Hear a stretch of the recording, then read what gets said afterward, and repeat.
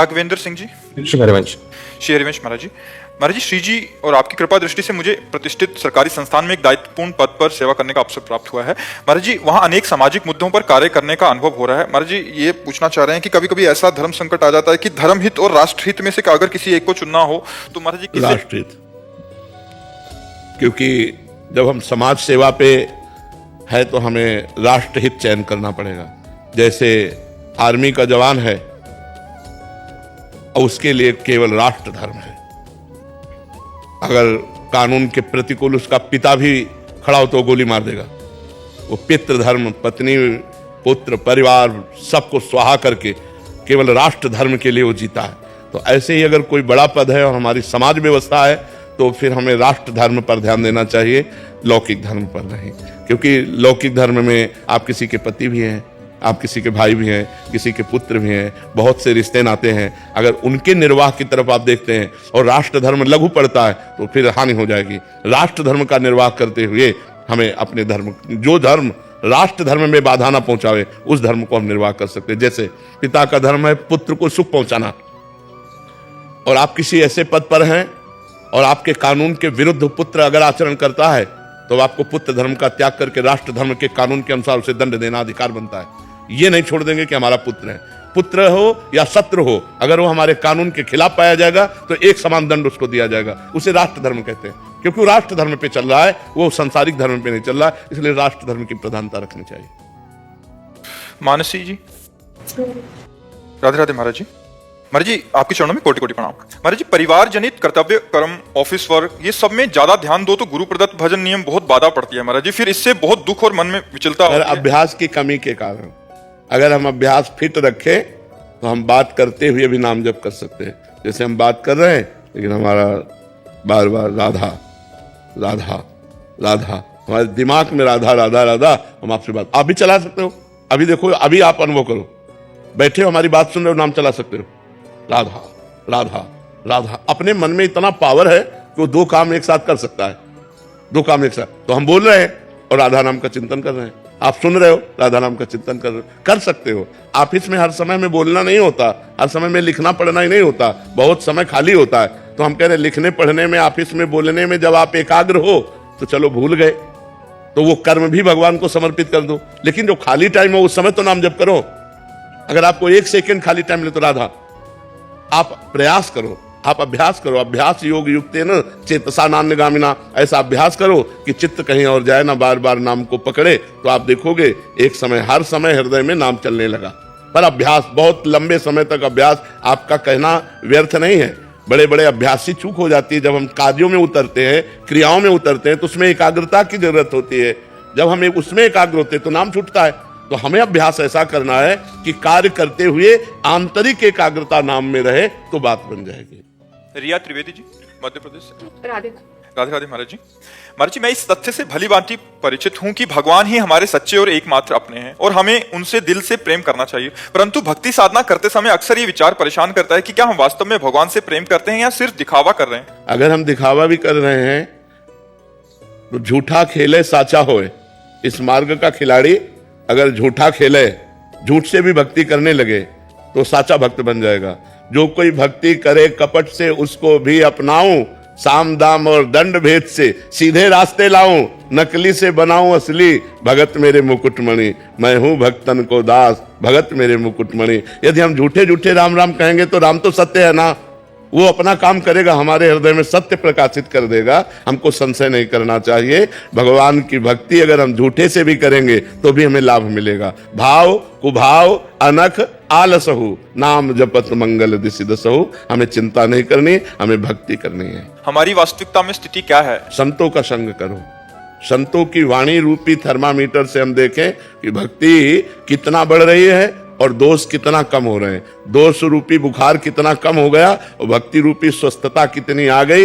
ये शास्त्र और संतों की वाणी श्रवण करने से होता है। जब प्रतिकूलता, अपमान, निंदा आवे और हम धैर्य पूर्वक भगवान के भजन में लगे रहें तो समझे हमारी स्थिति अच्छी है, अब आगे हम बढ़ रहे हैं। प्रतिकूलता आई, विपत्ति आई, दुख आया, फिसल गए, सुख आई, संपत्ति आई, प्रणाम नमस्कार, खुशी हो गए तो अभी संसारिक पुरुष हैं, अभी भक्त नहीं है। भक्त वही जो प्रतिकूलता में भी भगवान का विधान मानकर आनंदित रहे। महाराज जी जैसे दर्द का अभाव हो रहा है, जैसे शरीर में कोई दर्द है, उस टाइम पे तो उस बड़ी कृपा भगवान की, हमारे पूर्व पाप नष्ट हो रहे हैं। बड़ी कृपा है भगवान की, बड़े दयाल हो भगवान, और भगवान का स्मरण हो रहा है। आपको तो जैसे कहना पड़ता है, यहाँ तो ऐसे है, क्या क्या परेशानियां तुम्हें बताएं, लेकिन हम परेशान थोड़ी है, मस्त है गुरु, ऐसे मस्त है कि तुम्हें कैसे बतावे है। जो अविनाशी परमात्मा से हमारी दोस्ती हो गई, वो हमें मस्त बनाए रखती है, वो हमें खुश रखती है, हमें आनंदित रखती है। दर्द पीड़ा सब महसूस होता है, लेकिन दुख इसका नहीं होता कि ये क्यों हो रहा है। दर्द में अपने प्यारे का प्यार दिखाई देता है, तब वो दर्द सहा जाता है। और दर्द दर्द जैसा दिखाई दे तो सहा नहीं जाएगा। जब दर्द में प्यार दिखाई देता है तब सहा जाता है। दर्द में भला प्यार होता है क्या? पर भजन करके देखो तो आपको समझ में आएगा। अपने श्री कृष्ण का, अपने राम जी का, अपने हरि का जब कृपा प्रसाद मिलता है तो बड़े से बड़े दुखों में भगवान का कृपा प्रसाद ही देखता है। प्रभात देवी जी, जयपुर, राजस्थान। राधे राधे राधे महाराज जी। महाराज जी, मैं जानना चाहती हूँ कि जब लाभ प्राप्त होता है, लालच आता है, इसी लालच से मन, बुद्धि और विवेक मलिन होता जा रहा है, इसका कोई उपाय है? इच्छाओं का अंत कैसे? हाँ, लाभ को लाभ से काटो, कांटे से कांटा जैसे निकाला जाता है ना, तो नाम जप रूपी लाभ।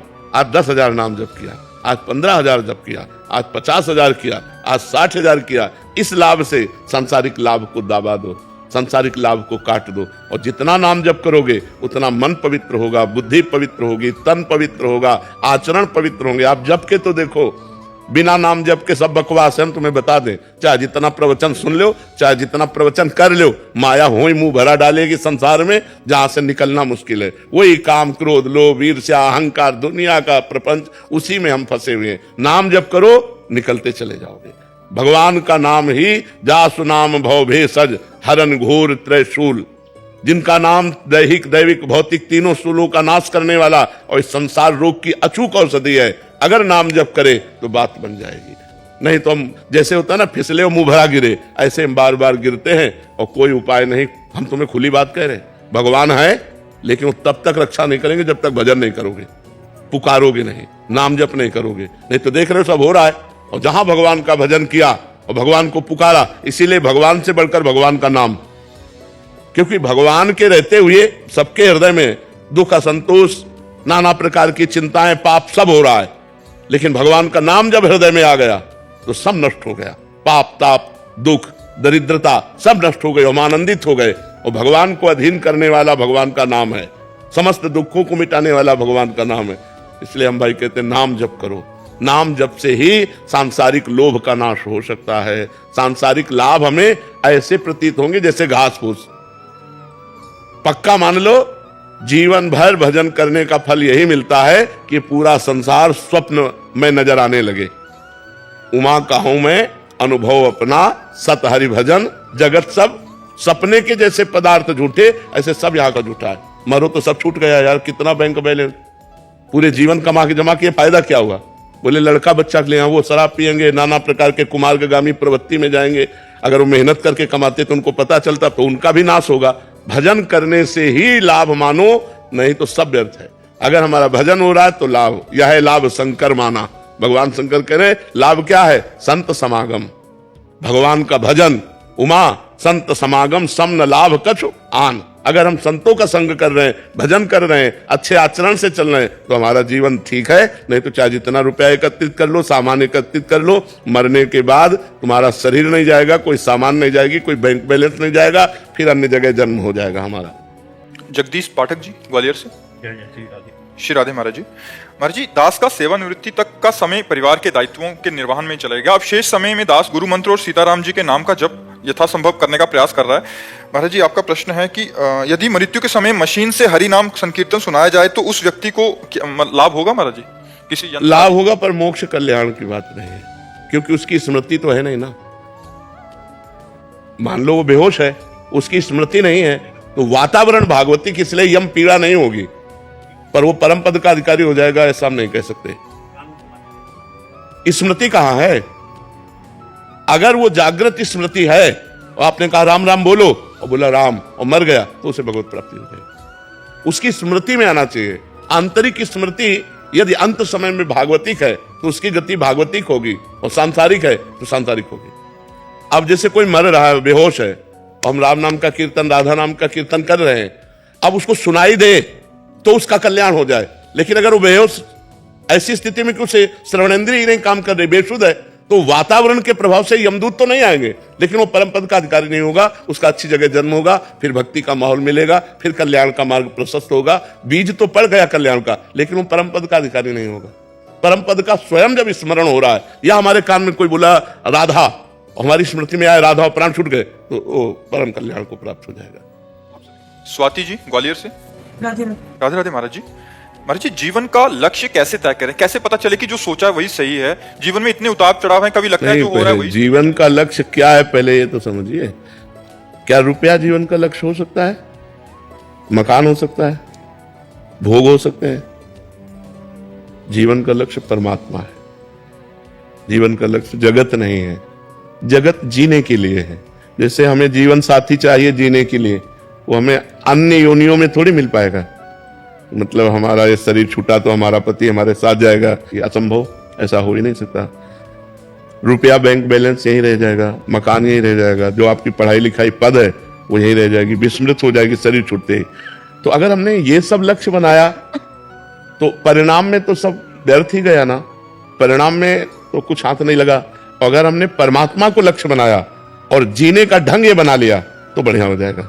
हम भगवान का नाम जप करते हुए अपने पति में परमात्मा को देखें, अपने पुत्र में परमात्मा को देखें, समाज में परमात्मा को देखें, अच्छा व्यवहार करें। जो हमें पद मिला है, जो हमें धर्म मिला है, जैसे आप किसी की बहन है, आप किसी की पत्नी है, शादी ना हुई हो तो हम भागवतिक भाव फिर स्वीकार करके ब्रह्मचर्य से भगवान से अपना संबंध माने।